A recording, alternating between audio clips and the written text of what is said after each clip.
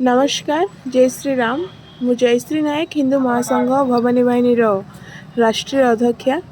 आज देवगिरी आश्रमर बाबा क्रांतिगिरी महाराज को उपरे जो भाई भाव में मरणांतक आक्रमण होती हिंदू महासंघ भवानी बाहिनी यार घोर विरोध करुच्ची।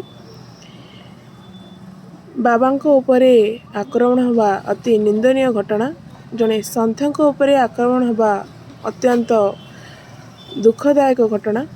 जो भाव में बाबा उपरे आक्रमण करा जाइछि, वर्तमान हिंदू समाज को जागृत होबार आवश्यकता रही। जेते पर्यंत हिंदू समाज जागृत न होई स्वर उत्तोलन करिवे नहीं सेते पर्यंत कौन समस्यार समाधान होब नहीं। तेणु मोर समस्त सनातनी हिंदू भाई भनी मान को अनुरोध एप्रति ध्यान दे तुरंत स्वर उत्तोलन करंतु। तत्सह प्रशासन को अनुरोध करुच्ची जे मध्य आम क्रांतिगिरी महाराज को उपरे आक्रमण करिसेंती तांको तुरंत गिरफ करा जाऊ और कठोर कठोर दंडरे दंडित करा जाऊ। धन्यवाद। जय श्री राम।